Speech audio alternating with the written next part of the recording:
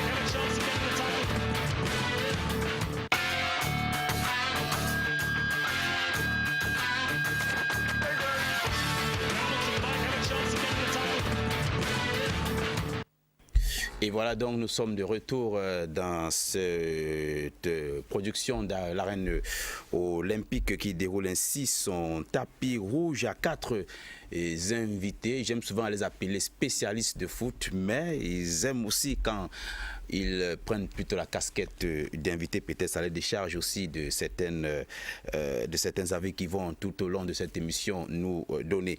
Nous allons justement parler de ces invités. Je vais vous les présenter. Je vais commencer par ma droite. Il s'appelle Eric Chuen. Eric Chuen, bonsoir. Bonsoir à toi, Ludovic. Merci de m'avoir invité encore à ce rendez-vous du donner et du recevoir. Je crois que du choc des idées, ce soir, jaillira la vérité. Et la vérité qui va sans doute éclairer la lanterne de vos téléspectateurs qui se comptent déjà par milliers tous les soirs lorsqu'il est 22h. Et on va justement évoquer le cas avec vous de Usain Bolt qui s'est écroulé, un écroulement qui fait parler tout le monde entier finalement.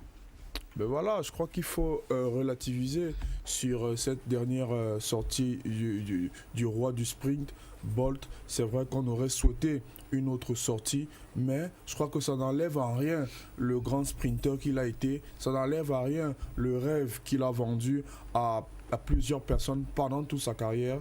Je profite de votre antenne pour saluer le roi, pour saluer cette légende qui s'en va, laissant ainsi derrière lui tout un palmarès qui va à son honneur. Et justement, avec vous, on va revenir tout à l'heure pour parler d'un championnat de football de vacances qui fait parler vraiment toutes les populations de PK9. Mais d'abord, je vais adresser mon bonsoir à Jackson Joe. Jackson Joe, bonsoir à vous. Bonsoir Ludovic, bonsoir à tous ceux qui nous suivent en ce moment. Bonsoir également à mon panel.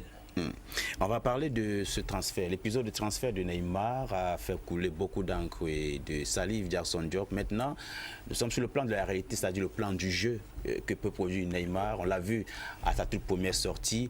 Premier but de Neymar et première passe décisive. C'est dire que d'aucuns ont parlé qu'il est largement supérieur au championnat de France de foot. Vous en croyez? Ah oui, mais chacun peut dire ce qu'il pense. Moi, je pense évidemment pour ce qui est du transfert du joueur. Moi, j'estime que nous sommes dans le domaine du divertissement, nous sommes dans le domaine du football.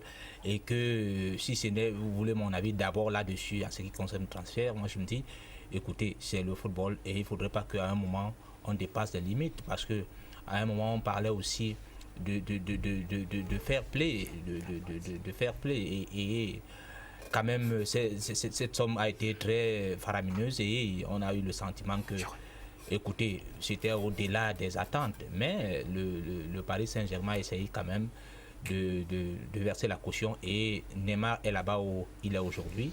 Maintenant, je crois que... Vous avez vu Neymar jouer Jackson, oui, vous nous faites la langue de bois, c'est si rare. Je crois que... Est-ce qu'il est à la hauteur ou alors il est plus qu'à la hauteur du championnat de France? Mais on ne peut pas évaluer un Neymar à l'entame, après son premier match. Je crois que tout porte à croire quand même que Neymar, au vu des prestations de la saison passée, on a le sentiment qu'il sera largement au-dessus de ce championnat. Et Eric Chouin, ça vous a séduit son jeu finalement? Je crois que Neymar, tout le monde le connaît, tout le monde sait ce qu'il vaut. Ceux qui ont la chance d'analyser le foot international ces dernières années disent même que sur les 2 dernières saisons, c'est presque le meilleur joueur de Barcelone. Donc je crois que Neymar, c'est d'abord un produit marketing très important pour le championnat de France. Et sur le plan du jeu, je crois qu'on l'a déjà vu hier pour sa première prestation. Il est largement au-dessus du lot et je crois que c'est tout bénef pour le PSG. Un autre invité à ma gauche, tout juste à ma gauche, Michel Ateba. On l'appelle tout d'abord le capitaine Michel Ateba, il est journaliste de sport. Capitaine, bonsoir. Bonsoir Ludovic. Merci d'honorer. Je vous en prie. Alors avec vous, je voudrais qu'on parle de ce licenciement qui court. Ça court depuis déjà beaucoup de temps. On parlait dans un premier temps de Jules Nyonga et après on parle du directeur technique à Tangana. Finalement, où est-ce que nous en sommes? Écoutez, je crois que l'information que nous avons eue le matin faisait état de ce que M. Jules Nyonga a justement été, on va dire, limogé. Mais bien après, on nous a fait savoir que le PCA du club a désavoué, n'est-ce pas, son directeur administratif qui avait auparavant limogé l'entraîneur. Donc, on parle plutôt de M. Atangana, le directeur technique, qui a été remercié et que M. Jules Nyonga restait à son poste selon les informations que nous avons eues depuis n'est-ce pas, Bouddha. Donc, pour le moment, ce n'est que le directeur administratif. M. Nyonga aurait été réhabilité par le PCA, M. Justin Tagou. Et vous nous confirmez ces informations? En fait, ce que vous dites là, non, c'est confirmé. C'est confirmé. C'est confirmé. Si on s'en tient justement à toutes les sources, que ce soit médiatique, voilà, c'est M. Nyonga, jusqu'à preuve le contraire, est encore là. Peut-être que par la suite, on pourrait peut-être confirmer son limogeage, mais aux dernières nouvelles, l'entraîneur a été réhabilité par son PCA. Très bien. Un autre invité qui nous rend visite, justement pour une rubrique, on va le dire ainsi, qui lui est consacrée, il s'appelle Franck Peck. Franck Peck, bonsoir.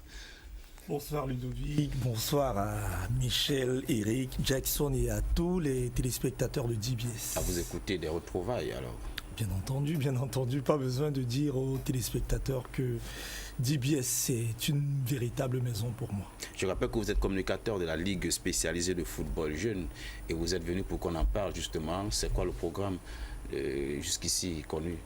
Il faut dire que l'actualité de la Ligue spécialisée de football jeune, c'est bien sûr le tournoi de vulgarisation dont le kick-off est prévu pour ce mercredi à partir de 15h au stade annexe de Bipanda. Et on précise que le tournoi va bien sûr mettre en liste des catégories minimes et cadette, c'est-à-dire il y aura 2 catégories qui vont s'affronter. Et par la suite, il y aura bien entendu le tournoi Issa Yatou, où ça sera la catégorie junior qui va bien sûr s'illustrer. On précise que c'est un tournoi de vulgarisation, puisque le championnat, quant à lui-même, va débuter dans quelques mois. Et ça s'est passé comment au niveau des modalités, les clubs Il faut dire que les clubs autorisés à prendre part à cette compétition sont des clubs qui sont affiliés. Raison pour laquelle on a voulu appeler ça un tournoi de vulgarisation, puisqu'on donnera quand même du temps à tous les éducateurs sportifs, aux propriétaires de centres de formation, écoles de football, de s'arrimer, d'avoir le temps de s'affilier pour prendre part à la saison prochaine. Mais en attendant, pour qu'on ne reste pas là sans rien faire, on a voulu exploiter le mois ou encore les quelques semaines qui restent encore pour ces vacances, ces grandes vacances. Raison pour laquelle on a jugé nécessaire quand même de lancer un tournoi de vulgarisation pour occuper les jeunes. Vous savez, quand on parle de jeunes, c'est pour la plupart des élèves. Et on s'est rendu compte que si de mi-août à mi-septembre, on pouvait, pourquoi pas, occuper les cadets et les minimes. Ça devait aussi être tout bénef pour qu'on essaie aussi quand même de jauger le côté organisation, jauger aussi le niveau de notre football jeune. Question de mieux préparer la saison prochaine. Dans le cadre interne, vous êtes communicateur, ça veut dire que vous êtes très proche du comité d'organisation aussi. Ça se passe comment? Est-ce que ça fait bon enfant de vivre? On sait que cette ligue a été un tout petit peu secouée par des guerres à la limite intestine. Il faut dire déjà que forcément, déjà, je crois que vous êtes mieux placé. Vous allez, déjà, on invite, c'est pas une information. DBS est invité au match, au lancement des activités mercredi prochain, c'est-à-dire vous-même, vous allez voir comment ça s'organise. Malheureusement, vous n'étiez pas là mercredi dernier avec cette réunion de lancement des activités. Toute la presse qui a fait le déplacement vous dira que ça c'est quasiment du jamais vu. Les photos et toutes les vidéos peuvent en témoigner d'elles-mêmes. Pour le moment, ça je reconnais, l'ambiance est très belle. L'avantage, c'est qui a été bien fait, c'est que dans cette ligue, on a essayé de donner le pouvoir aux footballeurs ou alors aux acteurs du football. C'est-à-dire ce sont les responsables des écoles de foot, les responsables des centres de formation, des arbitres, des entraîneurs de football, des footballeurs qui ont des postes. Et aussi, on a aussi insisté au niveau de la limite d'âge quand même. Vous allez vous rendre compte que Frampec n'est pas assez vieux lorsqu'il porte quand même la casquette de communicateur. Vous comprenez qu'on a voulu changer. Et le président Émile, 11 ans, ainsi que toute son équipe sont des jeunes dynamiques, parce qu'on ne s'est pas arrêté sur l'âge, des jeunes dynamiques, des jeunes qui veulent changer des choses. Et je dis aussi, moi je tire un coup de chapeau, parce que très souvent quand on met un bureau sur place, on attend, on prend beaucoup de temps pour implémenter des choses dans les bureaux. Vous voyez, à peine mis sur pied, voilà un tournoi qui va débuter ce mercredi. Vous comprenez déjà qu'on ne se couche pas sur nos lauriers. On vous dit, les moyens qui seront déployés ne viennent pas forcément de la tutelle. Ça, vous pouvez l'imaginer. C'est d'abord financé par les acteurs eux-mêmes qui veulent d'abord essayer de s'engager, se mettre au travail. Et c'est, comme on le dit, on jugera le maçon au pied du mur. Capitaine Michel Atiba, vous semblez secouer la tête dans les propos de notre jeune frère Frampec. Tout semble aller bien. Je suis plutôt satisfait parce que vous savez très bien qu'on a toujours reproché justement à la jeunesse de ne pas être à la hauteur de beaucoup de choses. Et là, Frampec, que je connais parfaitement, je crois que je suis plutôt satisfait. Alors, Franck, on va donc se dire que ce sera pour mercredi. Mercredi avec... mercredi, si rapidement je peux donner quelques affiches, c'est vrai que peut-être... Allez-y, très vite. Je risque de fouiller peut-être mes notes que malheureusement j'ai pas pris le temps d'organiser. Le plus important, sachez qu'il y aura 2 matchs, 2 rencontres. La première rencontre sera dans la catégorie minime. Elle va opposer la formation de Dauphine à celle de Real Academy de Newbell. À partir de 15h. Bien après, il y aura bien entendu le deuxième match qui va opposer Real Foot, je crois bien. Real Foot a une autre formation, malheureusement, je n'ai pas les notes sur moi. Mais le plus important, c'est qu'il y aura 2 rencontres. Et entre les rencontres, forcément, il y aura pas mal d'animations. Des artistes sont déjà invités. Un nom d'un artiste. Pas besoin, je réserve encore. Nous sommes en contact avec quasiment tous ces grands noms, notamment des jeunes. Puisque c'est un événement jeune, on s'est dit aussi que les artistes doivent aussi être des jeunes. Donc il y aura pas mal de jeunes qui prendront part à cette rencontre. Nous, on invite le grand public. Vous savez, notre rêve, c'est que l'équipe des moins de 15 ans commence à remporter des trophées. Les équipes minimes commencent à remporter des trophées. Les cadets, vous savez, quand la base est là, on peut regarder le modèle espagnol, le modèle allemand. Si ces équipes s'illustrent bien déjà sur le plan senior, c'est parce qu'au niveau de la base, on a mis beaucoup de moyens. Donc ici, l'idée, c'est de mettre beaucoup de moyens pour que la formation soit là. Forcément, pourquoi pas, même si en 2019, ce n'est pas encore ça, dans les années à venir, notre équipe sera vraiment compétitive. Oui, et je voudrais simplement ajouter de l'eau dans son moulin et penser quand même que, je me rappelle l'année dernière où il y avait quand même le tournoi de l'UNIFAC, où généralement... remporté par le Cameroun. Et il n'y avait pas de football jeune. Et en tout cas, on se dit, il y avait normalement... deux équipes, en tout cas 6 pays devraient en principe se présenter, prendre part à cet événement, mais on a eu la chance d'avoir simplement 3 pays et le Cameroun a remporté. Bon, si le Cameroun n'a pas de football jeune, parvient quand même à remporter, nous. On a le sentiment. Et maintenant que le football jeune est là, on va écraser tout sur l'autre passage. Ludo, sans vouloir titiller un peu Jackson, dire qu'on n'avait pas de football jeune, c'est aussi un peu dur. Disons que le football jeune n'était pas bien organisé. Ah, mais je ne connais pas le président. Le président de l'année dernière, c'était qui? On a pris part à un tournoi jeune, c'est qu'il y avait quand même un football jeune. L'idée ici, c'est pas le nom du président qui m'échappe. L'idée de la directive.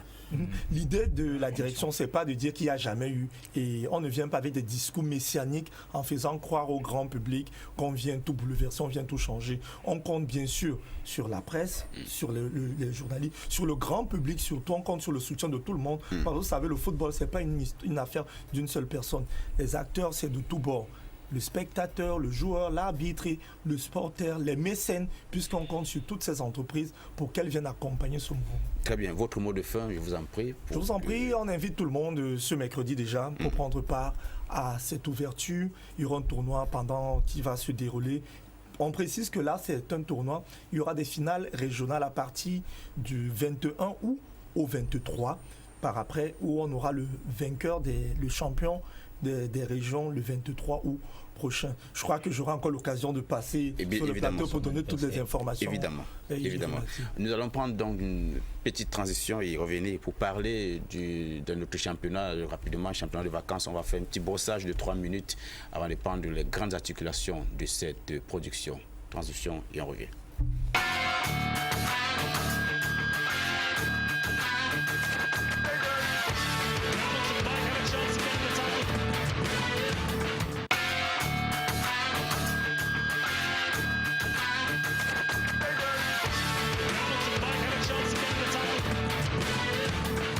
Retour donc sur le panel Eurofoot Vacances, on en parle et c'est un championnat organisé du côté de PK9, alors du point kilométrique 9.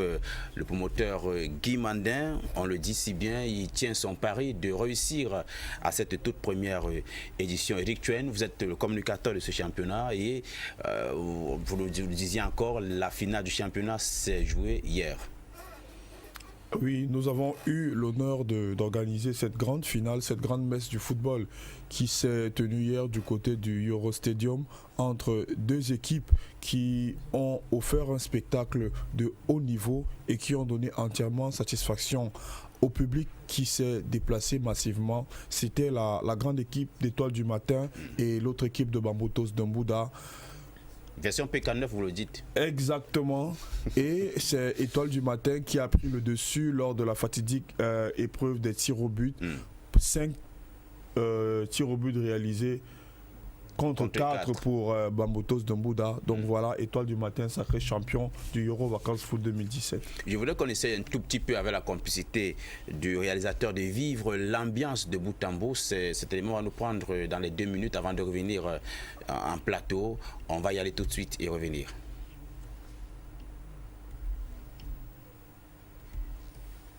Eurofoot Vacances, c'est du côté de PK9 où la finale du championnat s'est disputée. C'était hier la belle victoire, vous le dites, d'Étoiles du Matin sur Bambutos de Bouda, version PK9, le club qui draine de milliers de supporters. On va donc suivre en son, hein. On a besoin du son pour mieux écouter cet élément. Merci. Vous partagez les avis du continental, ça va être difficile, mais le meilleur a tous les arguments.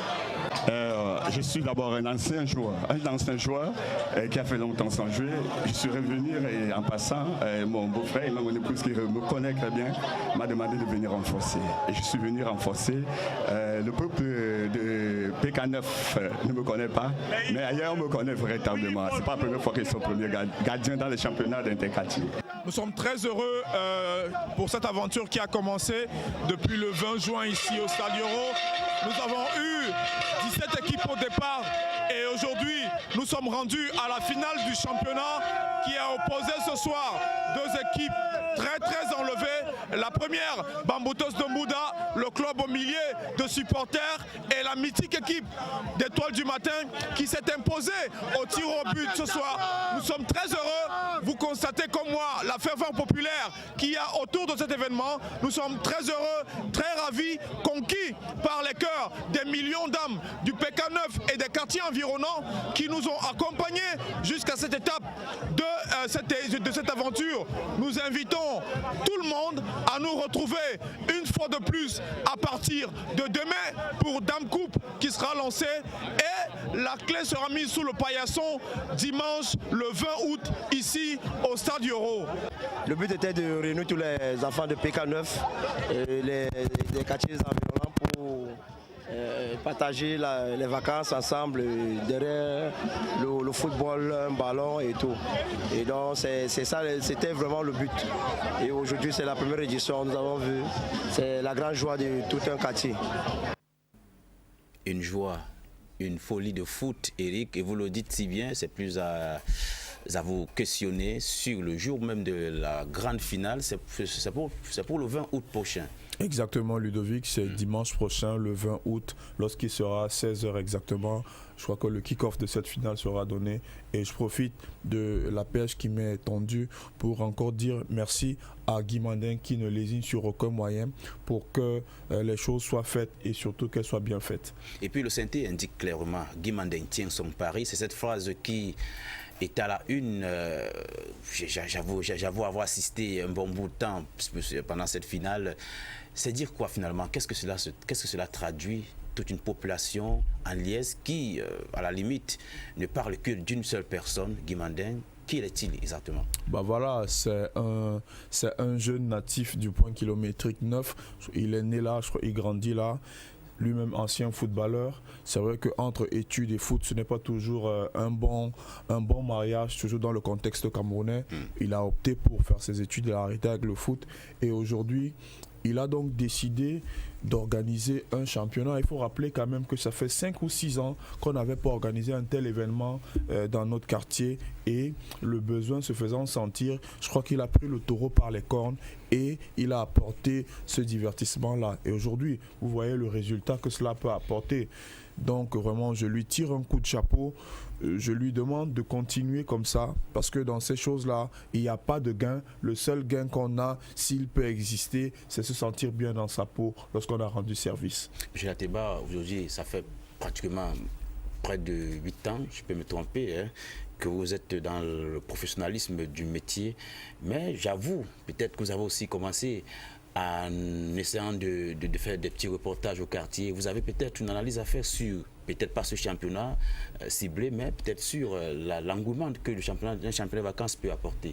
Bon, peut-être pas une analyse, mais juste émettre un avis, n'est-ce pas, sur les championnats de vacances. Moi, je pense que c'est des initiatives à louer. Tout à l'heure, vous parliez justement du football jeune. Vous savez très bien que c'est au cours de ces championnats de vacances que la plupart, n'est-ce pas, des grands talents dans certains pays, comme le Cameroun, sont, n'est-ce pas, détectés. Donc, oui, j'avoue que j'ai, pendant plusieurs années, n'est-ce pas, on va dire quoi, essayer un peu, n'est-ce pas, d'apporter ma modeste contribution en termes de communication. Donc, je connais très bien ce quartier parce que je crois qu'avant ce championnat, il y a eu d'autres championnats qui ont été organisés là-bas.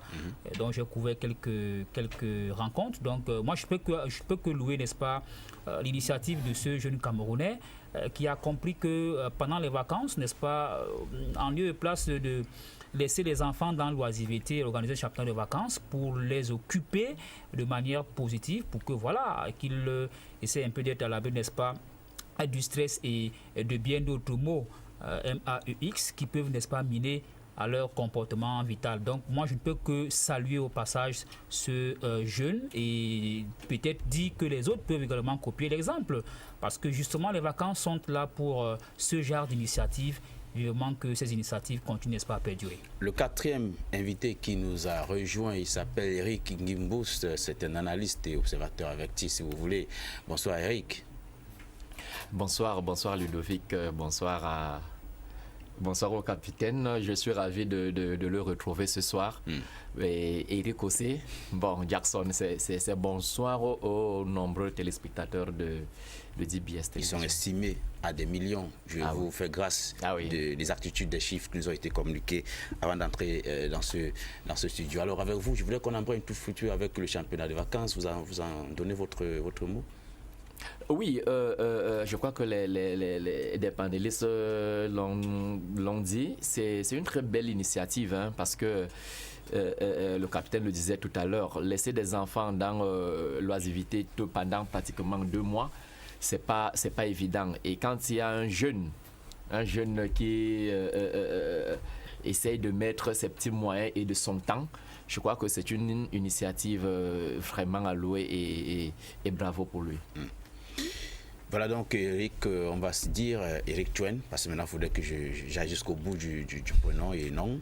Eric Tuen, on va se dire que dans le rendez-vous c'est pour le 20. Vous pouvez inviter Michel Ateba en direct, hein? Nous sommes en direct, on ne va pas... Vraiment, ce serait un tort de me limiter juste au capitaine Michel Ateba. J'aimerais adresser une invitation à Mondo Vision, à tous les panélistes et également à tous les téléspectateurs qui pourront faire le déplacement du stade Euro, parce que, comme vous le savez, c'est un petit stade, mais qui fait son plein d'œufs à chaque match. Exact. Je connais bien ce stade. Jackson Job, il va se croire que nous sommes à l'église et qu'on laisse communier. Pas du tout, Jackson. Non, je crois qu'il serait superflu de reprendre ce que les autres ont déjà dit. Et en tout cas, on va dire un seul mot, continuer. Vous semblez être timide, peut-être pas, ça ne concerne pas encore l'organisation de la CAN 2019 au Cameroun. On vous sait, Jackson. Mesdames et messieurs, on va donc poursuivre la feuille de route de notre émission et on va parler de la réception au Palais de l'Unité des médaillés des compétitions internationales. La cérémonie a eu lieu le 10 août dernier. Le couple présidentiel a reçu plus de 200 athlètes. La dite cérémonie visait à célébrer les médailles remportées aux différentes compétitions internationales depuis le début de l'année en cours. Au total, donc, le Cameroun a remporté en tout 192 médailles, 88 en bronze, 64 en argent et 60 en or. Pour plus de précision, il y avait entre autres parmi ces nombreux athlètes ceux des Jeux de la francophonie 8e édition, ceux de la 4e édition des Jeux islamiques organisés à Bakou en Azerbaïdjan du 12 au 22 mai dernier, championnat d'Afrique messieurs et dames disputés au Congo du 15 au 27 juin dernier, championnat d'Afrique de karaté organisé à Yaoundé en avril dernier, puis du championnat d'Afrique de judo disputé au Madagascar. Tous, c'est-à-dire les plus de 200 athlètes, Michel Ateba, ont été élevés au rang de chevaliers de l'ordre et de la valeur. Ce sont des signes forts, il faut le dire. C'est très rare aussi, entre guillemets, que le chef de l'État, en dehors des héros dans ce qui concerne la discipline de football, reçoivent en outre ceux dont, sans les vexer, entre guillemets, font dans le sport des mineurs. Bon, peut-être pas très rare, mais disons, oui, peut-être rare dans on va dire quoi, peut-être dans la, donc, je ne sais pas si c'est le mot, je voudrais dire peut-être dans la masse, c'est-à-dire, auparavant, il y a quand même les Françoises Mbango qui ont été reçues à plusieurs reprises par le chef de l'État. Sauf que là, c'est quand même la première fois. Nous avons quand même là une masse de personnes. Tout à fait. Justement, j'en viens justement. C'est justement à ce niveau où je voulais intervenir pour dire que c'est la première fois, quand même, je crois, en 32-33 ans de règne que le président décide de recevoir aussi en masse, n'est-ce pas, les athlètes on va dire quoi, de plusieurs disciplines sportives. De plusieurs disciplines sportives et de plusieurs compétitions. Donc, en ce sens, moi, je dis, personnellement, j'ai loué cette initiative et voilà. En fait, il faut être athlète pour comprendre justement, parce qu'un athlète, peut-être qu'il pratique l'haltérophilie ou alors, je ne sais pas trop, la lutte, qui se voit être décoré ou alors décerné par le président de la République, je crois que c'est encourageant et pour moi, on ne demandait que ça parce que ailleurs, bon, je veux prendre par exemple le cas de la France. À chaque compétition, les différents présidents qui se sont succédés ont toujours reçu les athlètes, que ce soit en football, en haltérophilie, en natation, bref, toutes les disciplines. Donc, on souhaitait également que ce genre de, on va dire quoi, de cérémonie soit initié par notre président. On dit souvent Betale Daneva, mieux vaut tard que jamais. Oui. Il a finalement fait. Moi, je ne peux que saluer, n'est-ce pas, on va dire quoi, cette initiative du président, de peur de me répéter, et que vivement que cela continue, que cela perdure, parce qu'il y a des compétitions qui arrivent par le futur. Voilà tout ce que moi je puisse dire, n'est-ce pas, à cet événement qui s'est déroulé il y a de cela quelques jours. Jackson Jock. Oui, moi j'ai un pan que je dois relever par rapport à cette réception au Palais de l'Unité, parce qu'il y a souvent certaines langues qui pensent que effectivement les pouvoirs publics ne font rien pour la jeunesse, c'est-à-dire que on ne fait rien pour le sport camerounais et tout ce que cela comporte. On oublie qu'évidemment il y a plusieurs compétitions, par exemple que les pouvoirs publics se plient en quatre, par exemple pour participer et qui ne rapportent absolument rien au Cameroun. Donc il faut dire que il faut parfois taire un certain nombre de choses et dire que effectivement c'est vrai que c'est pas à ce niveau quand même, on devait plutôt embrayer, on devait embrayer plus, mais c'est quand même quelque chose de significatif. On ne peut pas dire qu'on peut pas cracher dessus. Maintenant, je crois que les gens ont compris qu'effectivement on peut aller dans n'importe quelle compétition des Jeux islamiques.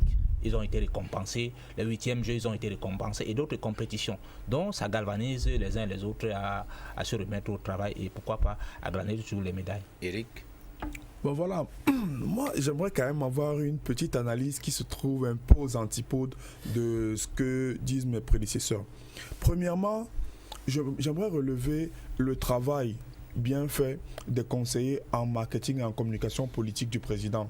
C'est une occasion plus que jamais qu'a saisi le président pour dire un certain nombre de choses sur l'actualité. On va y revenir tout à l'heure. Voilà. Je vous comprends. Voilà. Donc maintenant, c'est bien de recevoir les athlètes au palais. Ça c'est bien. C'est à féliciter. Mais je crois qu'il y a un travail qu'on doit faire en amont. Parce que je vous rappelle quand même que pendant qu'on est en train de recevoir Auréole Ndogmo, elle n'a pas pu avoir le visa pour se rendre aux mondiaux à Londres. Ça, c'est une situation qui me semble un peu incongrue. Ces mêmes athlètes se plaignent des conditions presque inhumaines dans lesquelles ils préparent ces compétitions-là. Où sont donc les pouvoirs publics pour assurer la préparation dans les conditions idoines? Imaginez un seul instant que ces athlètes se soient préparés dans les meilleures conditions. On aurait pu avoir un meilleur résultat que celui qu'on a eu. Donc je dis que les recevoir c'est bien, mais créer des conditions de travail qui sied à ce niveau de compétition, c'est encore mieux. Voilà ce que je peux dire. Aussi, c'est un abus de langage de dire que des conditions inhumaines. Dire par exemple que c'est pas au même niveau comme des athlètes qui se préparent de l'autre côté de la France, mais ne pas dire des conditions inhumaines. Ce n'est pas moi qui le dis. Jackson Jock, il faut quand même rappeler à la suite des propos de compétiteurs. Personne n'a dit que c'est des conditions inhumaines. C'est très différent des... Je vous en prie, Jackson Jock, on se calme.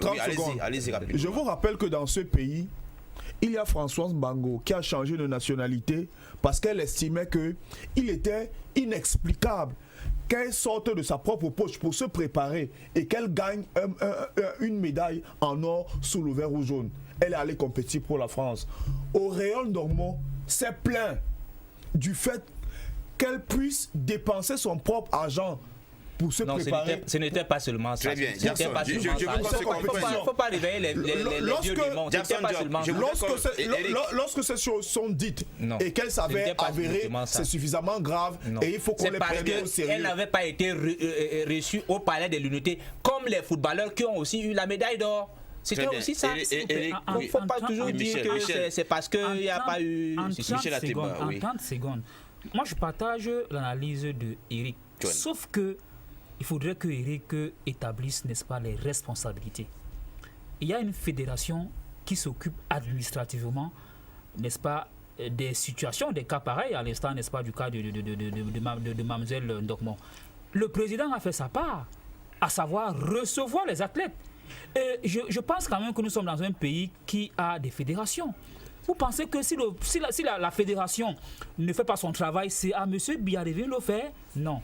Donc je voudrais, en même temps, je comprends votre préoccupation et je partage, peut-être pas entièrement, mais je partage votre analyse, mais je dis, établissons les responsabilités. Le président a eu une part de responsabilité, c'est-à-dire que de recevoir les athlètes qui ont gagné, n'est-ce pas, des médailles. Et maintenant, de l'autre côté, il y a eu la fédération qui n'a pas fait un travail. Parce que justement, ça nous a choqué que Mme Dormont ne soit pas allée à Londres pour des problèmes entre guillemets administratifs parce qu'elle n'a pas reçu de visa.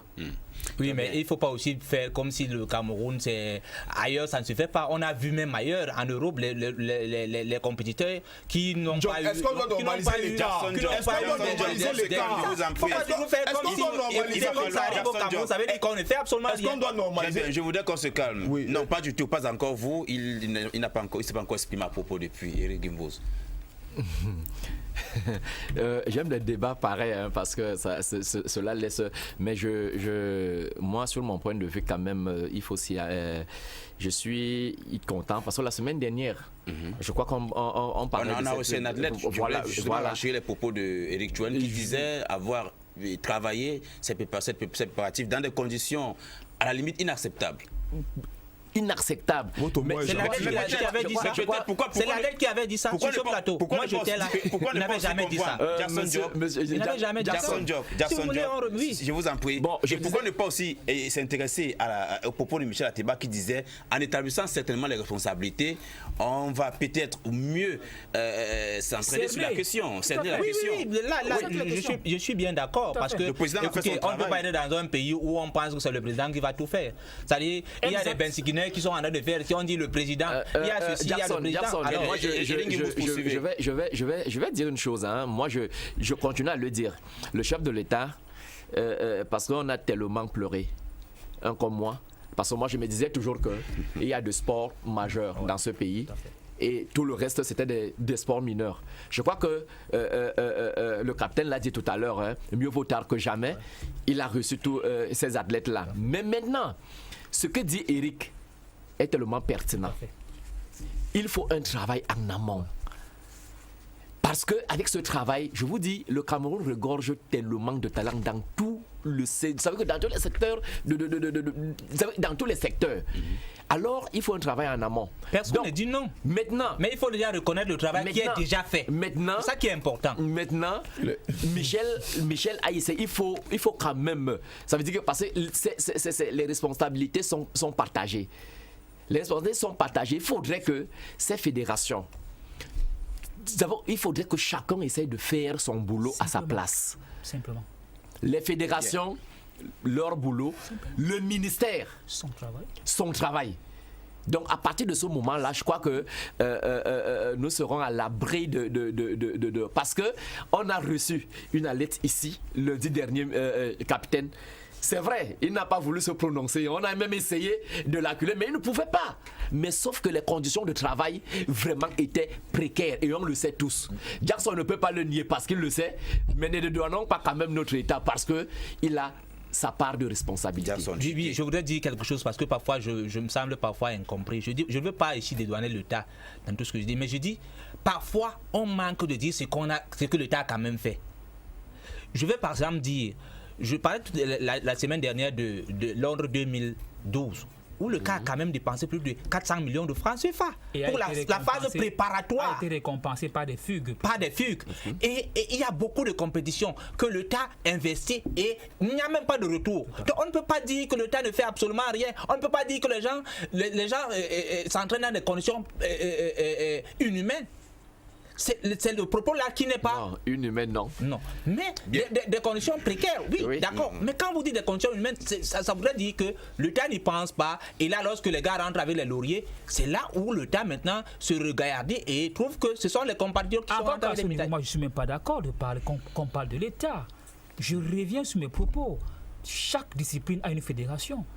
Et c'est cette fédération qui décide. C'est vrai que l'État, en ce qui concerne, n'est-ce pas, les finances, peut apporter, n'est-ce pas, on va dire quoi, un coup de pouce. Mais je crois quand même qu'un travail profond devrait être fait au niveau des fédérations qui est, n'est-ce pas, qui sont les organes techniques. C'est de ça qu'il est question. On a une FCA, la Fédération camerounaise d'athlétisme, qui doit faire un travail de fond. Je ne dis pas qu'ils ne le font pas, elle le fait déjà, cette fédération, mais il faudrait qu'elle aille un peu plus au bout, un peu comme elle a fait qu'à foot, un peu comme elle a fait qu'à judo, et ainsi de suite. C'est de ça qu'il est question. Merci, oui, Michel. mais la parole se prend par ici. Oui, avant de venir vers vous. Je vous en prie, 30 secondes.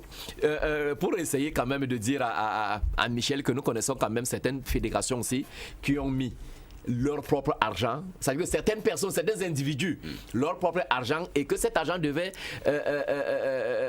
être restitué par l'État, mais qui ne l'a jamais fait jusqu'aujourd'hui. Donc moi je dis, comme vous avez signalé tout à l'heure, il faut un travail de fond et en étroite collaboration. Je crois qu'à partir de ce moment-là... Vous êtes invité, je n'ai pas envie de vous refuser la parole, je tiens à vous en demander, mais vous faites moins de 20 secondes. Cela devait m'arranger en tout cas. Je vous en prie. Moi, vraiment, je suis d'accord qu'on dise que le premier responsable de ces athlètes-là, ce sont les fédérations d'origine. Mais au-dessus de ces fédérations-là, il y a le ministère de tutelle. Et c'est le ministère de tutelle qui doit se rassurer que le chronogramme des activités est respecté. Tout ce qu'on a prévu pour les athlètes, parce que c'est en début d'année qu'on fait le chronogramme des activités de la fédération. Il ne faut donc pas venir nous dire aujourd'hui que pour X ou pour Y raison, tel a été fait ou tel n'a pas été fait. Et il faut qu'on dédouane. Monsieur Bidoumpad, c'est le président de la République du sport. Il est là parce que le président lui a dit « Va me représenter pour ce qui est des affaires de sport ». Donc, il engage directement la responsabilité du chef de l'État. Si quelque chose ne fonctionne pas au niveau du sport, ça veut dire que M. Bidoumpad a engagé sa responsabilité, qui ipso facto engage la responsabilité du chef de l'État. Eric, attention. Hein. Ah oui. Attention. Attention, c'est comme ça. Attention. Cette fédération entre les confédérations. Vous savez très bien, le débat émission, État dans les affaires du sport. Attention, ce n'est pas de ça qu'il s'agit. Ce n'est pas de ça qu'il s'agit. Monsieur Bidoum n'est que là comme garant. Non. Il n'est pas... Non, je vous en prie. Vous savez ce que c'est que la tutelle, non? Bon, je ne vous apprends rien. On parle de tutelle. Eric, qu'est-ce que c'est que la tutelle? Eric, vous nous inspirez d'un débat pour les prochaines émissions. Pour ce cas, ce n'est pas le sujet qui a été arrêté. Et je voulais qu'on continue en parlant cette fois-ci de football. Ligue 2, 26e journée, les résultats. Tonnerre Calara Club a perdu face à l'Université Ngandéré 0 but contre 1. Yaoundé a laminé PSG, non pas de Neymar, Paris, j'allais dire Panther Security de Garoua, 4 buts à 0, AS Matelot 3, PWG 1, Dynamo 2, une équipe chère à Jackson George Bambulet 0, Cosmos 1, Etoameki 1, National Polytechnique 1, Renaissance 1, Fovu 1, Botafogo 1, DAC 2000 1, Panther 0, Avion 2, Fortuna 0, voilà donc Fortuna 1. Et malheureusement, nous avons l'image, les résultats de Ligue 1. On va donc y aller très rapidement avec ces résultats. 26e journée, Racing 1 et Canon 0, Dragon 0, Astre 3. Fétieux 1, Stade Renard 1, Union Sportive de Douala, très aimé par Jaurès Tchabat 1, Edding Sport Academy 3, Lyon Blessé 0, New Star 3, Bamboutos 1, Unisport 1, Aigle 3, Coton 1, UMS 0, Yon Sport 1, Colombe 1, APGS 0, 21 buts marqués en 9 rencontres disputées, 3 victoires à domicile, 3 victoires à l'extérieur, 2 matchs nuls. On peut se résumer en 3 points sur ce qui est de cette Ligue 1. Edding a finalement pris la tête du classement. Deuxième défaite du Canon Yaoundé. New Star et Astre ont gagné à l'extérieur. Michel Atiba s'est dit quand même que ce championnat nous réserve encore beaucoup de surprises. Exact. J'ai envie de dire que ça se joue, ça pourrait se jouer jusqu'à la fin. Comme dans un mouchoir de poche, parce que lorsque vous voyez Edding qui a 49, Coton qui a 46, avec un match en retard, il faut qu'on le rappelle rapidement, ça veut dire qu'à tout moment, Coton Sport peut revenir pratiquement au même nombre de points que Edding. Donc c'est un championnat relevé, même s'il se joue dans des conditions, je ne dirais pas inhumaines, mais difficiles, parce que lorsque vous allez en Bouddha, lorsque vous allez en Bouddha ou à Loum, vous vous posez des questions, est-ce que c'est vraiment un championnat professionnel? Je sais que ça va peut-être faire du mal à ceux qui pensent que on jette un discrédit, n'est-ce pas, sur notre championnat pro. Maintenant, les infrastructures, c'est pratiquement la catastrophe. Bouda et Loum, c'est des champs de patates loin des stades de football. Je vous dis, c'est difficile. Maintenant, on peut louer, n'est-ce pas, les efforts des différents acteurs sur le terrain, Eding et bien tout cela qui donne, n'est-ce pas, le meilleur d'eux pour, on va dire quoi, engranger des points. Voilà ce qu'on peut dire. Mais disons-le également de l'autre côté, ce championnat, c'est vrai qu'il se joue, mais dans des conditions extrêmement difficiles sur le terrain. Éric Chuen, un regard sur ces différents résultats. Les différents résultats, j'aimerais d'abord souligner la victoire d'Eding sur Union Sportive de Douala. Il faut quand même dire que c'est une cadence infernale que cette équipe qui, je le rappelle, est promue en première division. C'est sa première année en MTN Elite One et elle fait son bonhomme de chemin. L'équipe de l'Union de Douala qui reste toujours dans les travers, qui continue à sombrer. Mon ami Jaurès Tchabat me disait encore, je crois que c'était sur ce plateau, que le management était un management de haut niveau, mais professionnel. Bon, mais, sauf que là maintenant, il ne se fait pas ressentir par les résultats. Espérons juste que cette spirale négative s'arrête, sinon l'Union de Douala risque de se retrouver dans les profondeurs du classement. Maintenant, je crois qu'au niveau de la tête du championnat, tout reste à jouer, parce que comme Michel Ateba le rappelait, le Coton Sport a un match à moins avec 46 points. Je crois que tout reste à jouer. Et je crois qu'en début de saison, le discours du président de Eding Sport nous avait un peu bluffé. Parce que je crois qu'il a pris goût. C'était une fausse modestie. Le président nous a bluffé. Et je crois que maintenant, quand on voit la façon avec laquelle il traite ses joueurs, quand on voit le standing dans lequel cette équipe-là se trouve, ce n'est pas le standing d'une équipe qui est là pour le maintien. C'est le standing d'une équipe au moins qui vise une place africaine l'année prochaine. Donc, félicitations déjà pour le boulot que cette équipe a bas. Et je lui souhaite également de terminer dans les 3 premiers pour espérer accrocher l'Afrique l'année prochaine. Juste rappeler que c'est la 2e année pour dire en Ligue 1. Ah d'accord, ok. C'est le club de mon village, donc je suis bien placé. Ok. Voilà, c'était très bien dit. Eric Ngibous. Oui, je félicite Michel parce que bon, mais ce championnat quand même, moi je l'ai toujours dit, il est vraiment relevé, tout comme la 2e division. Donc je suis tellement ravi. Sauf que Michel l'a aussi dit, il se joue dans des conditions vraiment précaires. Et moi, je maintiens ma position dessus. Je crois que Jackson le sait. Pour moi, ça n'a jamais été un championnat professionnel, sinon sur le papier, n'en déplaise. Mais vraiment, c'est la triste réalité. Bon, maintenant, pour les acteurs, chapeau, parce que ces acteurs, les acteurs principaux, je vais par là dire, ça veut dire que des joueurs, ils s'y mettent, ils font tous les efforts possibles pour vraiment nous donner quelque chose. Mais ce que je veux dire ici, c'est quoi? C'est que même New Star, qui a 37 points aujourd'hui, peut encore devenir champion. Parce qu'il suffit à New Star de gagner 3 matchs, 4 matchs, et que des autres essayent de piétiner, New Star reviendra pratiquement sur le podium. Donc je dis, c'est un championnat tellement relevé et bravo. Maintenant, en ce qui concerne Eding, pour moi, en toute sincérité, c'est pas mon club de cœur, mais vu le professionnalisme de monsieur Saint-Fabien Vogo, sincèrement, pour moi, c'est la meilleure équipe, c'est le meilleur club de ce championnat version 2016-2017. Donc pour moi je serais dessus si ce club ne parviendrait pas réellement à damer le pion. Bon, de quoi en parleront? J'étais avec notre ami Eli Tchabat et qui me disait samedi dernier que vraiment le Coton Sport, comme il est revenu, le Coton Sport va damer le pion. Je ne dis pas non, mais ce n'est plus le Coton Sport des 2 saisons en arrière. Aujourd'hui, voilà, Coton Sport ne pouvait jamais perdre 3 buts à 1 à Tchang. Mais aujourd'hui, c'est une autre chose. Donc moi je dis, Saint-Fabien Vogo, si je pouvais le soutenir autrement, vraiment, je n'hésiterais pas. Parce que, et c'est l'exemple, il faudrait que tous les autres clubs essaie d'imiter le bon exemple. Très bien. C'est très bien dit, Eric Ngimous, Jackson. Oui, peut-être que je veux me focaliser sur le club de Nassara Kamakai parce que, vous savez, mon grand-père me disait qu'à l'époque, pour gagner un match, il fallait peut-être tuer des chiens et des chats.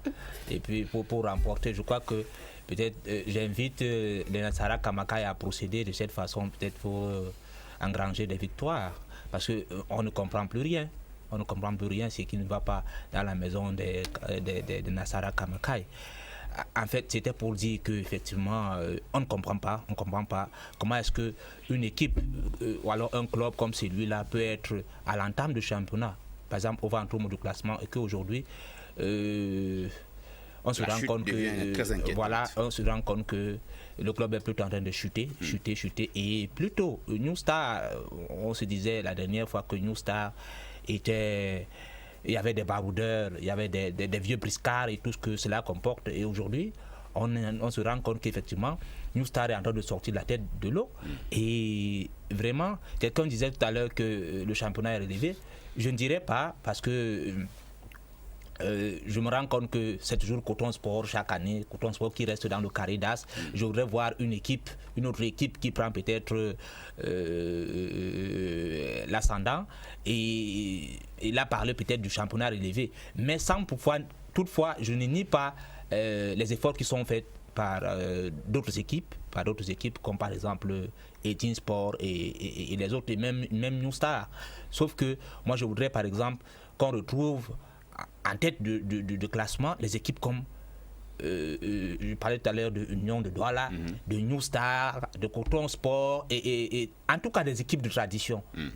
Bamboutos de Bouddha, qu'on ne retrouve pas, on ne comprend pas, et ça pose toujours un problème de management parce que ce sont les clubs de tradition. On nous dit toujours chaque jour qu'on cesse cette histoire des clubs de tradition. On a vu en France avec le PSG qui est un club de tradition. Aujourd'hui, il y a quand même une grande partie que les Qataris ont pris et on voit ce que le PSG est en train de faire aujourd'hui. Donc on peut être un club de tradition et faire des bonnes choses, avoir plus d'argent, simplement si on ouvre cette affaire-là. Très bien. Donc je crois que c'est encore une façon de lancer. Eric Chouin, Union ne peut pas jouer un championnat sans ne pas perdre de match. Mais est-ce que sa défaite face à Eding Sport est compréhensible? Parce que Eding, forcément, c'est une machine à gagner. Bon, si on veut s'arrêter sur la photographie de ce championnat 2016-2018, on pourrait dire d'entrée de jeu que une défaite de l'Union face à Eding est presque normale parce que Eding est nettement supérieur à l'Union de Douala cette année. Ça, il n'y a pas débat. L'autre facteur qu'on peut prendre en compte, c'est le fait que les cadres des deux équipes soient sélectionnés par le coach Rigobert sont pour l'équipe A'. D'un côté, David Eto, Clarence Bitan et France Pangop et Agné. Pour Union de Douala, l'autre côté le gardien Gwet Kalachi qui n'est pas là et quelques joueurs encore. Donc je crois que cela peut expliquer vraiment à ce niveau-là aussi, les débats sont équilibrés parce que les cadres des deux équipes ont été amputés au profit de la sélection A'. Mais comme je le dis, cette année, cette saison, Eding est nettement supérieur à l'Union sportive de Douala sur tous les plans. Vraiment. Donc je crois que venir gagner ici à 40 joueurs à gérer, hein. Donc je suivais encore son entraîneur ce matin qui disait que les 5 autres qui ne sont pas là ne peuvent pas l'empêcher de dérouler. Bien sûr, pour enchérir, Eric, l'absence des cadres de Digne ne s'est pas fait ressentir. Pas du tout. Sur le stade dimanche dernier, dans le jeu. Ah oui. C'est-à-dire qu'on retrouve la même équipe de Digne Sport la même façon de jouer, qui produit de jeu à un même niveau, avec les mêmes schémas, les mêmes automatismes, vraiment. Finalement, le capitaine Michel Ateba m'avait semblé, en citant rapidement le nom de Union, comme pour dire que... Non, pas du tout. Au contraire, moi j'ai plutôt... je souhaitais peut-être être un peu plus sympathique envers l'Union, parce qu'il y a quand même des éléments qui ne concourent pas en faveur de l'Union. Vous savez très bien que cette équipe-là a changé d'entraîneur en cours de saison. C'est vrai qu'avant même l'arrivée de M. Mbaye Nassem, les résultats n'étaient pas probants, justement parce que M. Diallo aussi était beaucoup plus partagé entre les compétitions internationales et son club. Et son club. Mais je dois reconnaître quand même que l'Union a eu pas mal de problèmes cette année au niveau, n'est-ce pas, de son encadrement technique. Donc moi je pense que c'est la première grosse, on va dire quoi, conséquence des mauvaises performances de cette formation, justement parce que voilà, cette équipe était quand même bâtie sur un homme qu'on appelait M. Siwe. La plupart des joueurs étaient des garçons que M. Siwe maîtrisait parfaitement. Moi, je pense que son départ a fait plus de mal que du bien, parce que là, les résultats sont là. Union clopante pratiquement. Union, je ne voudrais pas utiliser des mots durs ici, mais en même temps, je comprends. Tout à l'heure, je l'ai dit. Voilà, donc je dis, je crois que le président, le PCA de cette formation-là, c'est carrément, on va dire quoi, planté, parce qu'en début de saison, rappelez-vous du discours, c'était la Champions League. Hein. On va gagner la Champions League. Non, chaque saison, c'est comme ça. On va gagner le championnat. Et là, je crois que 2010. le discours contient XXL.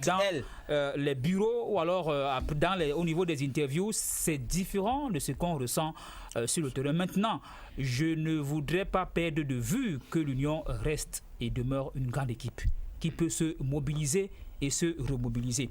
Et c'est en cela que moi j'en appelle à la grande complicité. Là, vous parlez des du nom de supporters. l'Union ou bien de l'équipe actuelle? Non, je parle de l'équipe actuelle qui elle a une capacité de remobilisation. Il suffit juste. Et lorsque je le dis, je fais allusion ici à quoi? Je fais allusion au traitement. Parce que tout à l'heure, on parlait, on va dire quoi, des conditions inhumaines. Ouais. Je mets dans conditions inhumaines le traitement inhumain, entre guillemets, pour ne pas dire le traitement, on va dire quoi, un peu difficile que les joueurs, n'est-ce pas, reçoivent salaire, prime de ceci, prime de cela. Moi, je pense que tout cela revenu, l'Union va redevenir une grande équipe et pourquoi pas va se maintenir. Mais tel que c'est parti, il reste, je crois, 8 ou 9 jours, je ne sais pas trop. Si elle continue à perdre des rencontres comme ça, j'ai bien peur que l'Union ne se retrouve à la lisière de la relégation. Très bien. Bamboutos de Bouddha, son cas nous intéresse aussi. C'est de là où vient tout à l'heure le limogeage du directeur technique à Tangana.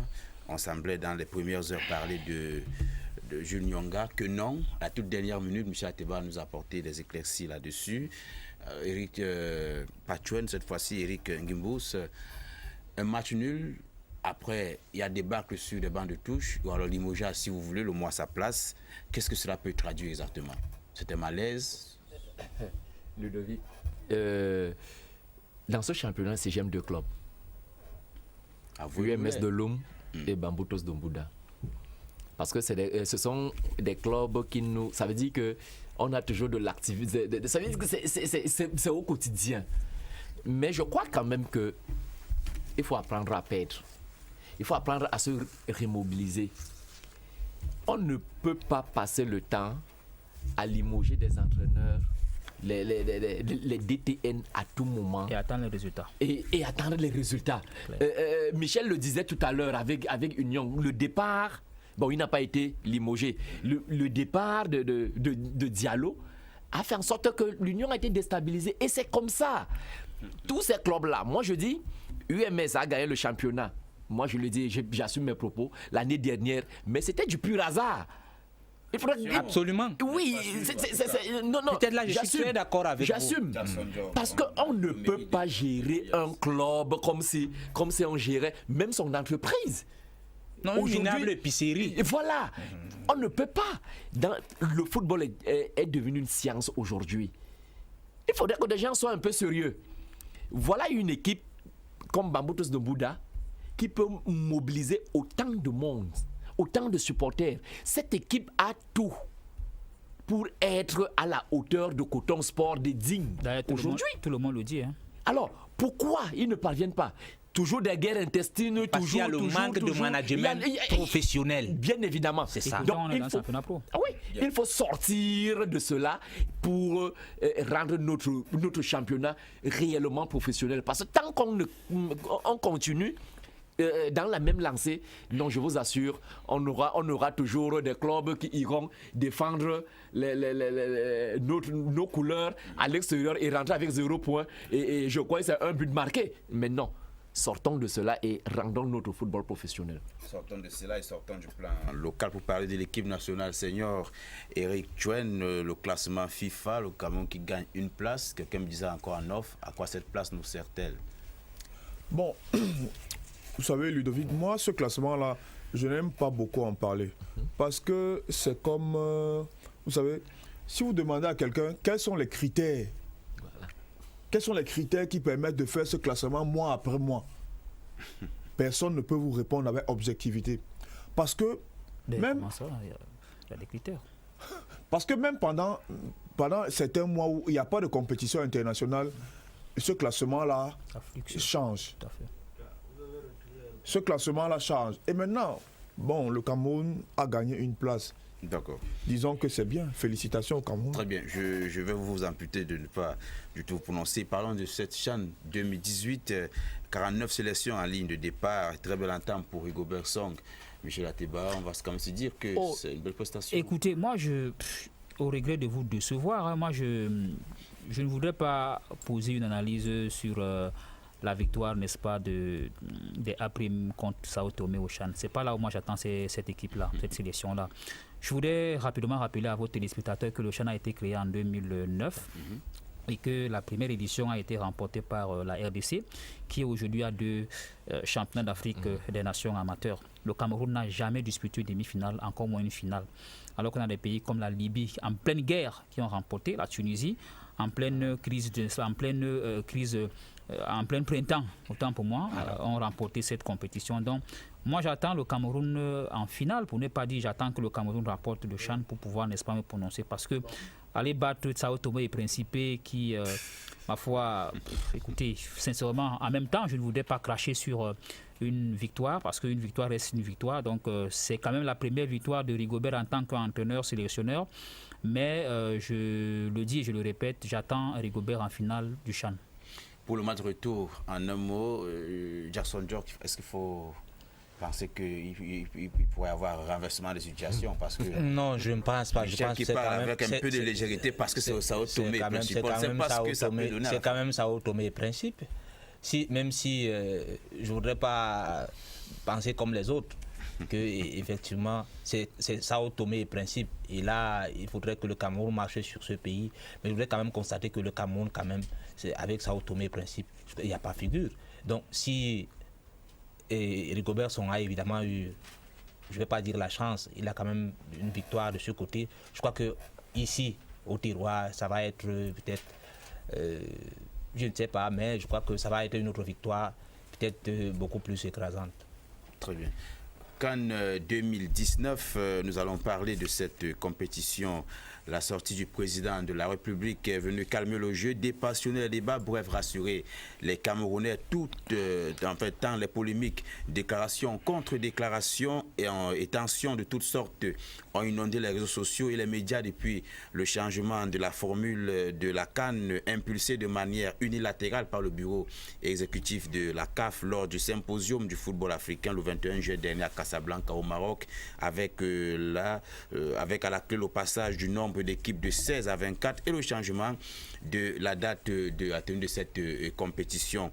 Et la polémique donc sur cette Coupe d'Afrique des Nations, et on va aller prendre cet élément pour nous revisiter. On va prendre tout un épisode, on va aller étape par étape, et ici, dans un premier temps, nous sommes descendus sur le terrain pour recueillir le regard des Camerounais. On y va et on revient. Le cahier de charge qui est en place aujourd'hui, aucun site au Cameroun n'est disposé à accueillir la CAN. Ces déclarations sont celles du président Hamad Hamad de la Confédération africaine de football. Nous sommes alors le 5 août 2017. Une sortie médiatique qui a enflammé l'opinion publique et plongé certains Camerounais dans le doute et le désespoir de voir la CAN 2019 se dérouler au pays des lions indomptables. Cependant, multiples interventions des membres du gouvernement tentent de rassurer les Camerounais et le monde du football que le Cameroun dispose des moyens de sa politique afin de faire de cette 32e édition la plus prestigieuse jamais organisée comme ce fut le cas lors de la récente CAN féminine de football. Ils sont passés tour à tour le ministre des Sports, le ministre de la Communication, le président de la Fédération camerounaise de football Tombi Aroko, dans un communiqué adressé à la CAF en date du 7 août, avait largement relevé les capacités du Cameroun à organiser cette compétition. Martin Kamemim, journaliste réputé, avait adressé une lettre ouverte à la CAF en mentionnant l'attitude des multiples déclarations de la CAF comme une soif de vengeance et le désir de régler des comptes, tout en reconnaissant que le Cameroun a pris un énorme retard dans la préparation des infrastructures. L'un des derniers en date, l'ex-patron de la CAF, Issa Ayatou. On ne peut que regretter ce qui a été dit. Parce qu'il faut d'abord venir constater, avant de sortir ce qu'il a sorti. Le stade Amadou Ahidjo ici, c'est des stades tout neufs. Personne ne peut dire que le Cameroun n'a rien, c'est pas possible. Et surtout, qu'impossible n'est pas camerounais. Désormais, les cœurs sont relativement calmes. Les débats sont clos. Lors de la réception au Palais de l'Unité des médaillés des compétitions internationales, le président Paul Biya, en quelques mots, a rassuré l'opinion publique et internationale. Vous avez rendez-vous avec l'Afrique sportive, ici même au Cameroun, et le Cameroun sera prêt le jour dit. J'en prends l'engagement. L'heure est donc au travail. Pour réussir un tel événement, il faut des infrastructures. Les travaux ont repris fort belle et tout compte fait, le Cameroun tient à sa canne. Au stade là, il n'y a rien, on n'a même pas de bavard, pas pour bavarder. On peut organiser la canne là. Parce qu'en 6 mois, on peut réaménager du Panda au sport. En 3 mois, on peut réaménager. Il y a les hôtels. Il y a les routes. Il y a suffisamment d'hôtels à Douala. Il y a les routes d'abord. Oh, il y a mon Gabon avec combien d'hôtels? On te demande les routes. Ici, il y a les routes. On peut organiser ça. Il y a 3 stades, Limé, Bafoussam et Yaoundé. L'organisation de la 32e édition de la Coupe d'Afrique des Nations est sujet de commentaires. Suffisamment surchauffé par les récentes déclarations du patron de la Confédération africaine de football, Hamad Hamad, et les multiples sorties des hautes personnalités du Cameroun. Partout, c'est le même questionnement. Le Cameroun pourra-t-il ou pas? Pour les uns, il n'est pas trop tard et garde espoir. Je pense que le Cameroun, c'est une grande nation qui nous surprend à chaque fois que nous sommes menacés par l'extérieur. Et je pense qu'ils pourront relever le défi si on leur fait confiance et s'il y a un peu de rigueur dans ce que nous allons faire. Tout sera prêt avant la CAN 2019. Tout sera prêt. Qu'on ne nous influence pas. C'est vrai que le président de la CAF a levé une autre sanction tout récemment, mais il n'a pas raison parce que là, c'est nous qui allons le mettre mal à l'aise. Le Cameroun est prêt à organiser la CAN. Le Cameroun ne peut pas échouer à quelque chose de ce genre. C'est impossible. Hein? Le Cameroun est donc prêt à organiser la CAN et la CAN sera bien organisée. Il n'est pas trop tard pour organiser une CAN. Hein? Parce que nous sommes à presque 4 mois, on peut bien le faire. Si le gouvernement s'organise bien, il peut bien organiser cette CAN. Puisqu'on nous demande si ces stades, à l'heure actuelle, nous en avons déjà presque 5. Hein. Et pour les autres, la situation est bien préoccupante et met le Cameroun dans une position d'impossible à réaliser tous ces travaux de construction et réhabilitation des stades, y compris des autres infrastructures avant le jour J. Le Cameroun n'est pas prêt parce que rien n'est fait au Cameroun. Il n'y a rien qui est prêt. Parce que le stade, même quand on dit que le stade, tous les jours il y a grève là-bas, le stade n'est même pas, ça n'avance pas. Vu l'avancement des travaux, je doute très moins que le Cameroun puisse organiser la CAN, vu l'ampleur des événements bien sûr. Donc du coup, je doute très moins que le Cameroun puisse être à la hauteur. Et même si c'est le cas, franchement, je ne pense pas que ça va ressembler à un événement tel qu'on a vécu les CAN dans d'autres pays. Ils ne sont pas prêts parce que non seulement les infrastructures, les routes, il n'y en a pas. Le Cameroun n'est pas vraiment prêt. Pour l'instant, loin d'y penser, la CAN 2019 est toujours entre les mains du pays de Roger Mila et la seconde mission d'inspection de la CAF est annoncée pour le 20 août prochain. Comme c'est un pays qui ont 5 stades homologués, on a déjà 3. Quand vous n'avez pas d'argument, ne bavardez pas. On peut réaménager du Panda en 6 mois, on a encore 2 ans.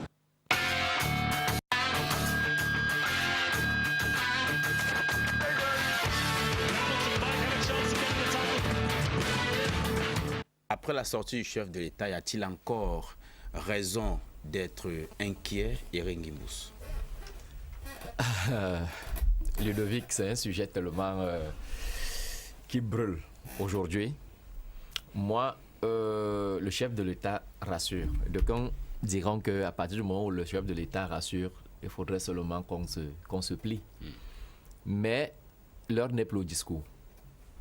Il faudrait qu'on se dise, l'heure n'est plus, il faut passer à l'acte. Cette CAN, ce qui est sûr, le Cameroun va organiser la CAN. Il n'est pas question. Est-ce qu'on ne peut pas vite de se prononcer avant que la mission ne vienne, n'est-ce pas, établir Non. Il faut relativiser des choses. La mission du mois d'août n'est pas là pour dire quoi que ce soit. La mission doit être là, la mission doit voir comment des choses... Parce que déjà, même la CAF même, en elle-même, n'est même pas encore prête. Parce que la CAF, quand vous regardez, la CAF ne sait même pas à quel moment... Ça veut dire que comment... du moins, elle ne sait pas encore, elle n'a pas encore précisé comment même les quarts de finale pourront se disputer. Parce que moi, jusqu'à peut-être ce matin, je crois que peut-être Michel va essayer de décaisser tout à l'heure. Jusqu'à hier soir, moi, je n'avais pas. Et puis, c'est hier que le cahier de charge est arrivé au niveau de la FECAFOOT. Avant-hier, autant pour moi. Donc, moi, je dis, le Cameroun va organiser sa CAN à tout prix et à tous les prix. Là, il n'y a pas de débat. Maintenant, moi, comme je le dis toujours, après avoir organisé cette CAN, parce que moi je regarde l'après-CAN, comment vivra le Camerounais lambda? Parce que c'est de ça qu'il est question. Non, parce que nous avons un problème de finances énorme. Je dis bien énorme. Bon, maintenant, la CAN sera organisée. Moi, je n'ai plus de doute là-dessus. Mais seulement, il faut le faire dès maintenant. Est-ce que vous avez des nouvelles qui vous font croire que, enfin, à vous poser la question de comment est-ce que les Camerounais vont vivre après la CAN? On vous a parlé d'un salaire de quelqu'un qui va être touché. Est-ce que, parce que là, vous faites relativement allusion à l'économie du Cameroun, là, sur ce plan-là? Oui, mais déjà, même l'économie du Cameroun va mal. Tout le monde le sait. L'économie du Cameroun, nous sommes en ajustement. Et quand on est en ajustement, ça voudrait tout simplement dire qu'on ne peut pas réaliser des grands travaux parce que... Mais non, le problème c'est quoi? Le problème c'est que on ne peut plus faire marche arrière. Très bien. Vous comprenez? Nous allons organiser la CAN. Mais moi, je continue à dire, quelle sera donc la vie du Camerounais lambda? Parce que c'est de ça qu'il est question. Après cette compétition. Merci, on va revenir, Michel Ateba. Non, je ne sais pas ce que vous voulez que je vous dise, sincèrement. Dites-nous s'il y a lieu encore de s'inquiéter après cette sortie du chef. Non, écoutez, moi je vais pas parler comme l'homme de la rue. Tout à l'heure, j'ai vu votre reportage. Je vais pas parler comme ces mecs que je viens de voir tout à l'heure. Moi, je vais parler comme quelqu'un qui a la possibilité d'aller investiguer, d'aller constater un certain nombre de choses sur le terrain. Je voudrais très rapidement rappeler ici que dans le cahier de charges que la CAF nous a envoyé, on parle, n'est-ce pas, de 6 sites. Et voilà, je vous mets au défi de me dire si 4 de ces sites sont déjà prêts. Hormis Yaoundé, Mfandena, Bafoussam et Limbé, sur les 6 stades qui doivent accueillir, n'est-ce pas, la CAN, il n'y a que 3 qui sont prêts. On a encore 1 an, 11 mois. Très bien. Voilà. Donc, vous savez très bien que le Cameroun est expert en lenteur. C'est pas moi qui le dis. Dans un récent discours, le président de la République l'a relevé. Nous sommes un pays inerte. Les gens sont inertes. Ils ne veulent pas travailler dynamiquement. C'est là où se trouve mon inquiétude. Je ne dis pas que le Cameroun n'a pas la capacité d'organiser. Non. Tout comme je partage le point de vue de Guy Bouss, le Cameroun peut organiser. Mais le problème, c'est comment est-ce que le Cameroun s'en prend pour organiser. Bon, si vous voulez qu'on organise une CAN au rabais, il n'y a pas de souci. Voilà. Mais je vous dis, lorsque le président de la CAF dit au jour d'aujourd'hui, il fait allusion à ce qui a été fait, mais surtout à ce qui n'a pas été fait. Est-ce que vous savez que le stade qui doit abriter le match d'ouverture et la finale n'est pas encore prêt? Pas du tout. Est-ce que vous le savez? Alors, oui, il sera prêt. Attendons. Il sera prêt, Jackson Jock, vous croyez? On parle des matériaux préfabriqués, rapidement, qui seront montés en... Non, avant d'arriver au niveau des matériaux préfabriqués, moi je voudrais d'abord dire que peut-être que je ne suis pas très d'accord avec ce que les uns et les autres sont en train de dire, parce que moi je pense évidemment que les Camerounais se sous-estiment à un niveau où ils pensent que ce que le Mali a organisé, le Burkina Faso a organisé, le Gabon a organisé, la Guinée équatoriale a organisé, eux ils ne peuvent pas organiser ça dans leur pays. C'est une erreur. C'est ce qu'ils pensent. Parce que quand les inquiétudes sont là, c'est normal. Mais de là à penser que ce que le Mali a organisé, eux, ils ne peuvent pas. Parce qu'ils nous parlent ils nous parlent de lenteur. Non, je crois qu'à un moment, il ne faut pas. À un moment, vraiment, il faut les procès d'intention, il faut arrêter ça. Il faut arrêter ça et voir que effectivement, on peut le faire. Si tout cela n'existe pas, on peut le faire. Jackson, Jackson, de mots, tout le monde peut le faire. Mais finalement, le concret, c'est de ça. Ce sont les choses sur lesquelles les autres s'appuient. Il parlait tout à l'heure de au jour d'aujourd'hui. Or, Ahmad, il disait que au jour d'aujourd'hui, la CAN ne commence pas au jour d'aujourd'hui. Le jour où il disait, la CAN ne commençait pas là. Le match ne se jouait pas en ce jour. Il parle de ce jour. Est-ce que le match se jouait ce jour? Mais sauf que même le président de la République a reconnu qu'au jour d'aujourd'hui, aucun site n'est prêt. Parce que quand il dit que tout cela sera prêt aujourd'hui. Voilà. J'ai dit donc, nous parlons français. Il dit au jour d'aujourd'hui. Or, au jour où Ahmed se prononçait, il n'y avait pas le match, il n'y avait pas de rencontre. Donc, ça n'avait pas sa place. Moi, ce que je voudrais dire, c'est que le Cameroun peut bien. Nous partageons ces inquiétudes. Mais de là à faire comme si, non, ça, je ne sais pas, où ça devient du sexe des anges qu'on ne peut pas réaliser, non. Non, c'est pas ce que Michel a dit. Et là, vous convoquez l'ajustement structurel, vous convoquez tout pour encore la lenteur. Non. Il faut. Est-ce qu'on n'en passe pas tout en 30 secondes. Vraiment, Eric ne va pas me le refuser. Je vous le concède. Monsieur Jackson Diop, si nous pouvons tous être unanimes sur ce plateau que Monsieur Hamad a démontré qu'il voulait nous créer des problèmes avec cette CAN, est-ce qu'on peut quand même être unanime? Lorsqu'on change les règles du jeu en cours de route, qu'est-ce que ça voudrait dire? Lorsqu'on met une pression terrible sur un pays qui organise une compétition, qu'est-ce que ça voudrait dire? C'est de ça qu'il est question. On se base de cet argument pour dire que à la CAF, il y a une volonté manifeste de nuire au Personne Cameroun. ne dit non. Et lorsque vous dites, lorsque vous faites allusion aux CAN précédentes, c'est avec qui? C'est avec M. Ayatou. Et vous savez très bien que le management actuel de la CAF a changé et que M. Hamad a une dent, une dent amère contre le président Ayatou. Il veut sans doute saboter tout ce qu'il a fait. Je suis d'accord avec vous que par le passé, les compétitions organisées n'étaient pas aussi fameuses que ça. Moi, j'étais à Libreville, j'étais au Gabon. On ne peut pas comparer le Cameroun et le Gabon. Pas du tout. Mais je vous dis que l'actuel management de la CAF, écoutez, il faut être aveugle, permettez l'expression, pour ne pas voir que elle est en train, cette administration est en train de vouloir nous chercher des poux sur des têtes, sur des têtes de chauves. Ce que je voudrais dire, je voudrais qu'on essaye de... Parce que, vous savez, ce que Eric est en train de dire, c'est de convoquer le pessimisme, le scepticisme, tout ce que vous voulez. Moi, je ne voudrais pas que lorsqu'on est en train de parler de la CAN, qu'on arrive à nous parler des ajustements structurels, des lenteurs administratives. Oui, ça existe. Mais est-ce que ce que nous devons véhiculer maintenant, c'est que les lenteurs sont là, les inquiétudes sont là. Nous les partageons. Maintenant, de là à dire que peut-être il y a aussi... Parce que là, quand il le dit, ça veut dire qu'il y a encore, en dehors de ces inquiétudes, il y aura encore d'autres blocages.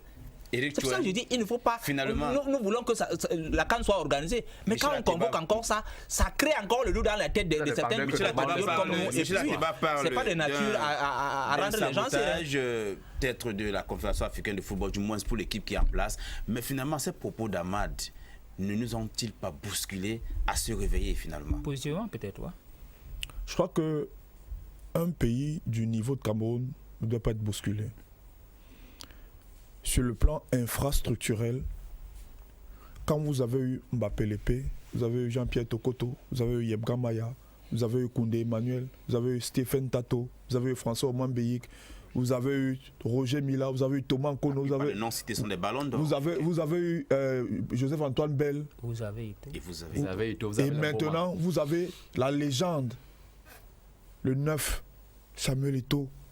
On ne doit pas avoir le parc sportif infrastructurel qu'on a là maintenant. Toutes les querelles qu'on a, tous les problèmes qu'on a aujourd'hui, c'est parce qu'on a dormi sur nos lauriers. C'est parce que ce que le football nous a donné, on ne l'a pas rendu au football. Nous sommes donc rattrapés finalement. Nous sommes rattrapés par nos fautes d'hier.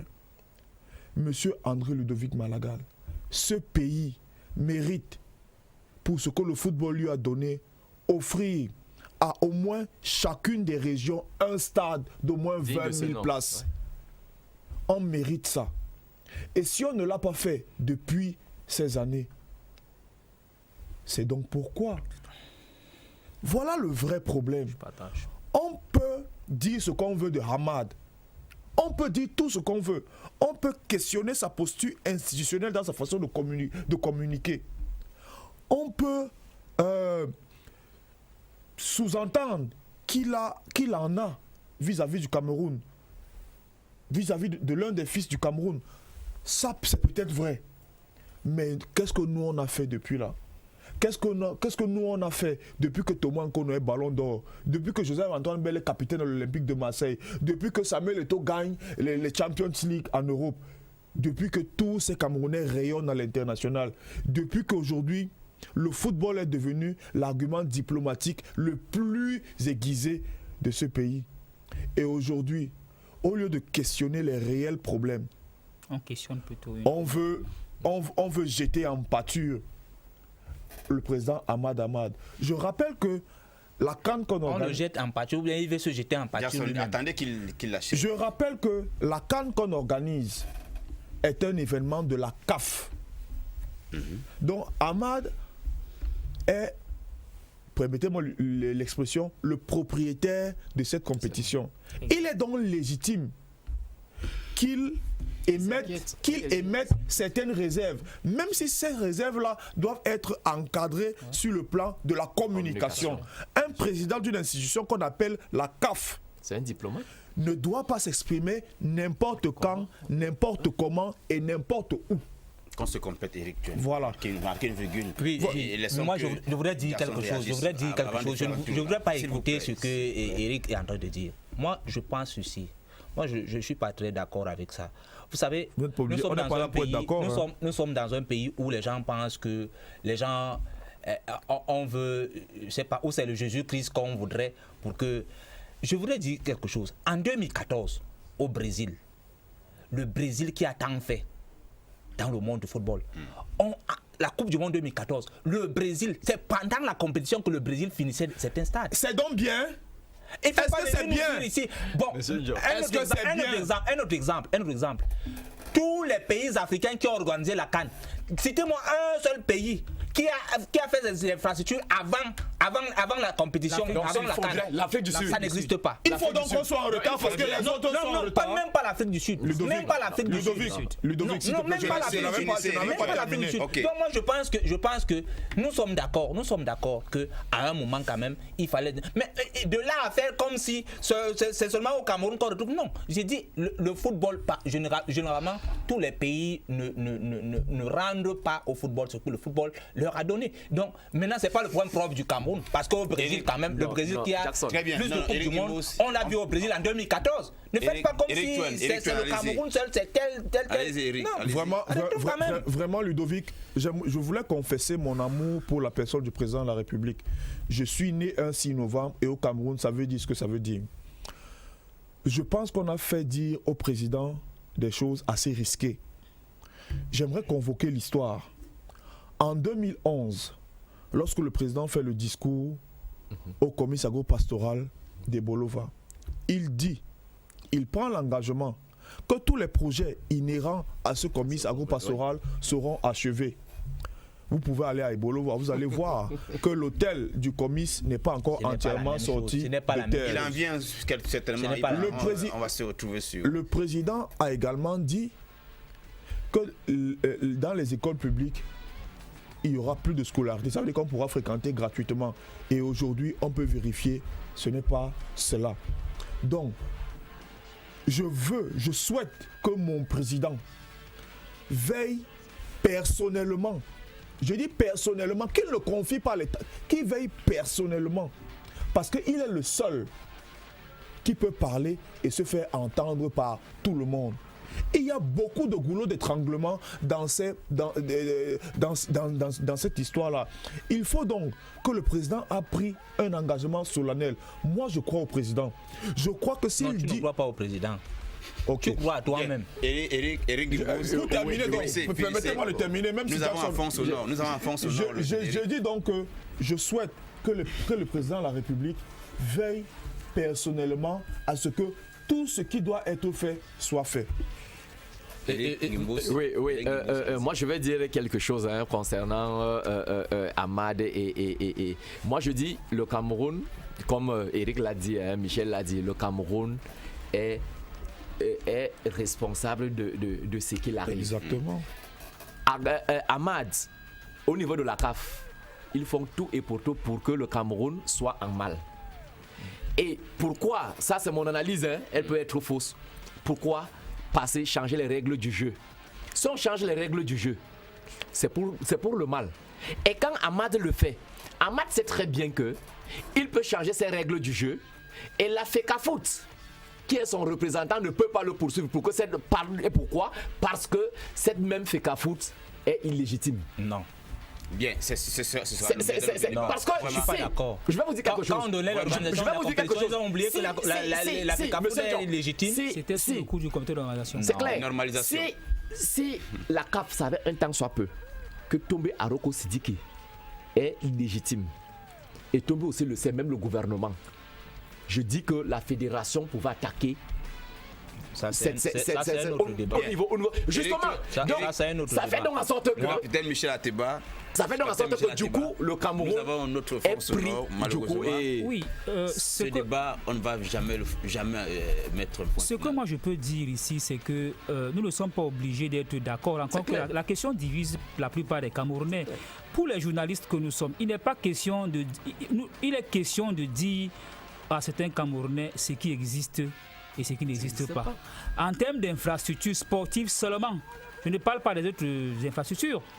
Il faut rappeler que sur les 6 stades, il n'y a que 3 pour le moment qui existent et que 3 sont en cours de construction. Maintenant, moi j'ai un souhait en tant que journaliste de couvrir la première CAN dans mon pays.